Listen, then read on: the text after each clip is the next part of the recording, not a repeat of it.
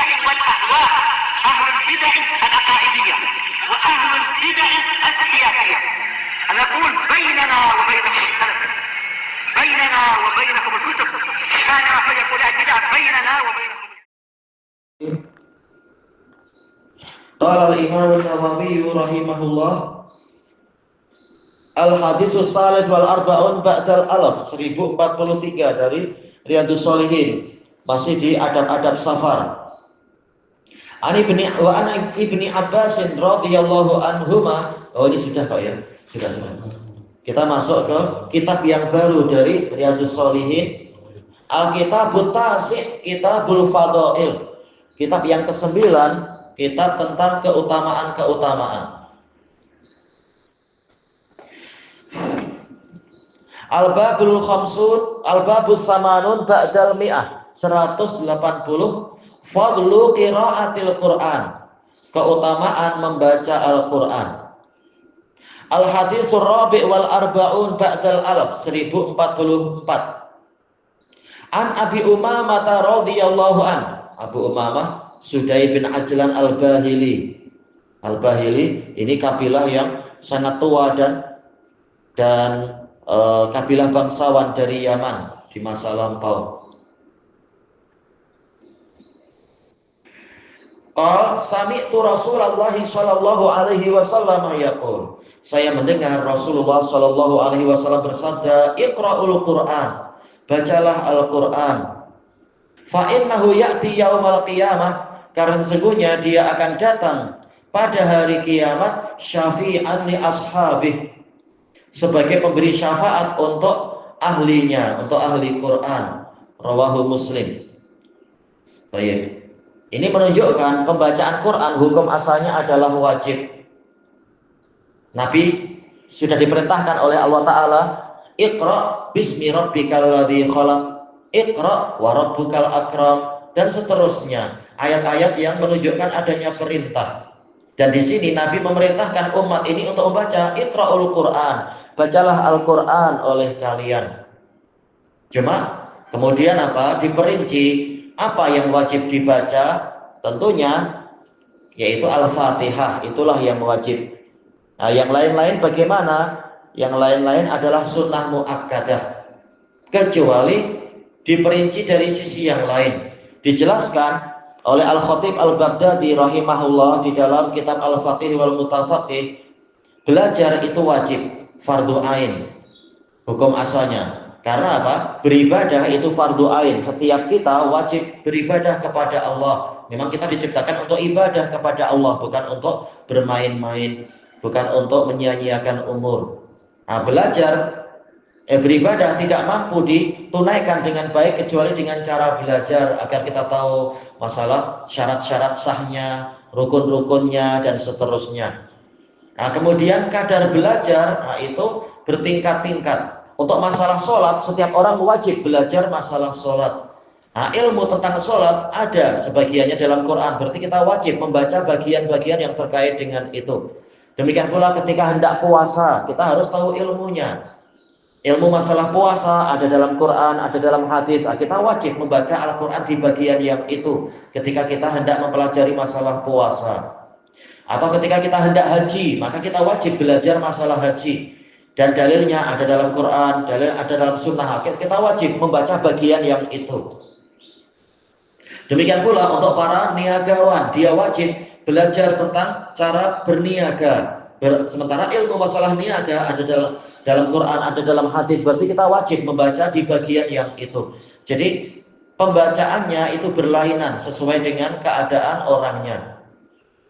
Yang sifatnya fardu ain, maka membaca bagian itu jadi fardu ain. Yang sifatnya fardu kifayah ya kifayah, yang sifatnya mustahabah ya mustahabah.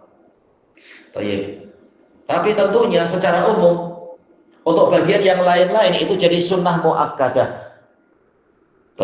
Karena apa? Kita memerlukan bimbingan dalam Quran setiap saatnya. Maka kita memerlukan ilmunya. Bukan berarti setiap saat wajib membaca Quran, tetapi paling tidak kita sudah pernah membaca di bagian-bagian yang kita wajib memiliki ilmu tentang masalah-masalah tersebut. Bukan berarti setiap hari, setiap saat harus membaca semuanya, bukan seperti itu. Tapi memang sangat digalakkan untuk membaca Quran karena dia adalah sebagai pembimbing agar kita tidak tersesat. Baik. Kemudian alasannya apa? Fa dengan inna sebagai alasan litaklil. Fa innahu ya'ti yaumal qiyamah, karena Al-Qur'an akan datang pada hari kiamat.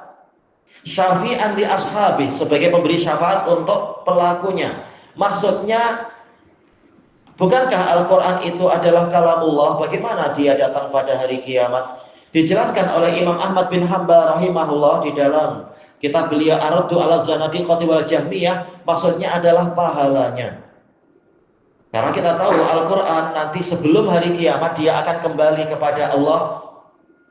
Diambil dari semua mushaf, diambil dari semua dari dada manusia dan seterusnya. Tidak tersisa Quran di dunia ini menjelang hari kiamat. Berarti yang nanti datang kepada kita itu adalah pahalanya yang nanti akan ditimbang, yang nanti akan datang bagaikan apa? Bagaikan burung-burung itu, yaitu terutama adalah surat Al-Baqarah dan Ali Imran akan datang bagaikan sekumpulan burung yang menaungi kita, atau bagaikan, yaitu saking banyaknya burung yang menaungi kita di hari yang sangat panas dan melelahkan itu, bagaikan mereka itu dua awan atau dua mendung, kata Nabi Shallallahu Alaihi Wasallam. Iya. Jadi macam awan. Iya, jadi bagaikan dua awan saking banyaknya dia. Yaitu surat Al-Baqarah dan Ali Imran. Sebagaimana di dalam hadis Nu'man bin Bashir. Hadisnya hasan li ghairi, masalah ghamamatan au ghayayatan, bagaikan dua mendung atau dua awan. Terutama surat Al-Baqarah dan surat Ali Imran. Tayyib, tak mungkin kalamullah, tak mungkin sifat Allah menjadi makhluk, tapi yang dimaksudkan adalah pahala bacaannya itu. Berarti semakin banyak Al-Quran yang kita baca, insya Allah semakin banyak pahalanya, semakin banyak pemberi syafaat untuk kita. Sebagaimana di dalam hadis tersebut, dan juga sebagaimana di dalam hadis yang sahih diriwayatkan oleh Ibnu Abi Syaibah dari Abi Hurairah dan juga dari Ibni Umar, hadisnya sahih mauquf dari mereka berdua, yaitu Al-Quran akan datang sebagai pembela kita. Al-Quran akan berkata kepada Allah, sesungguhnya aku membuat dia haus di siang hari dan membuat dia begadang di malam hari, yaitu dengan sebab rajin baca Quran maka dia jadi haus, menjadi dia begadang, atau menyebabkan dia jadi rajin puasa, rajin qiyamul lail. Maka muliakanlah dia, kata Al-Quran tadi, yaitu dia akan berwujud menjadi suatu makhluk. Ya, memang pahala adalah makhluk. Maka kemudian Allah Ta'ala mengatakan kepada si pembaca Quran ini, ubsut yadaik, hamparkan kedua tanganmu. Maka kemudian dia diberi pakaian kebesaran yang tidak mampu dipikul oleh bumi. Yang lain, riwayat yang lain mengatakan orang tuanya juga diberi mahkota kebesaran karena berjaya mendidik anaknya jadi ahli Quran. Tangannya diberi kemuliaan, tangan kiri juga diberi kemuliaan. Baik. Jadi si pembacanya mendapatkan syafaat dan kemuliaan, orang tuanya juga mendapatkan kemuliaan dan syafaat dengan sebab berjaya mendidik anaknya menjadi ahli Quran.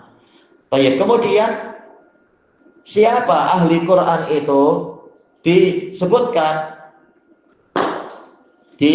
oleh Syamsul Haq Azim Abadi di dalam kitab Aunul Ma'bud, yaitu Syarah Sunan Abi Dawud. Demikian pula Muhammad Abdurrahman Al-Mubarakfuri di dalam Tuhfatul Ahwadhi, Syarah Sunan At-Tirmidzi. Yang dimaksudkan dengan ahli Quran adalah yang mengamalkan isi Al-Quran. Jelas tentunya bagaimana dia mengamalkan kalau tidak membaca, berarti dia rajin membaca kemudian rajin mengamalkan. Masalah hafalan ini bukan syarat, tapi apa? Intinya adalah dia tahu isi Quran kemudian mengamalkannya. Ini yang dikatakan ahli Quran. Adapun sekedar hafal, maka dia tidak dikatakan ahlinya. Sebagaimana orang Yahudi yang mereka tahu ilmu Taurat banyak sekali, tapi kemudian mereka banyak menentang isi Taurat, maka tidak dikatakan mereka sebagai apa? Ahlinya. Bahkan mereka adalah musuh bagi kitab suci. Karena mereka yang merubah-rubah kitab suci. Tapi ahli Quran adalah orang yang rajin membacanya, kemudian mengamalkannya. Kalau dia hafal, itu lebih bagus lagi. Ada banyak keutamaan menghafal Quran. Baik. Ini pembahasan masalah hadis yang pertama. Makanya, kita tidak akan mampu mengamalkan Quran sebagaimana mestinya, kecuali melalui pembacaan. Makanya Nabi menyuruh membaca. Sebagaimana Allah Ta'ala banyak menyuruh kita membaca di dalam Al-Quran itu, suruh membaca. Afala yatadabbaruna al-Quran am ala qulubin aqfaluha. Apakah mereka tidak mempelajari Quran, ataukah di atas jantung-jantung mereka ada kuncinya, yaitu hatinya tertutup dan dikunci. Ini menunjukkan memang harus banyak membaca. Karena gimana kita mempelajari Quran kalau kita tidak membaca? Dalil banyak sekali menyebutkan tentang perintah untuk membaca dan mempelajari Al-Quran. Kuncinya di situ. Nah, setelah tahu, kemudian mengamalkannya. Karena kalau setelah tahu kemudian tidak mengamalkan, maka dia tidak diberi syafaat oleh Quran, bahkan dia akan dimusuhi oleh Al-Quran. Karena tujuan utama diturunkan Quran memang untuk diamalkan, bukan sekedar dibaca kemudian disia-siakan dan dibelakangi. Baik, ilahuna wallahu a'lam.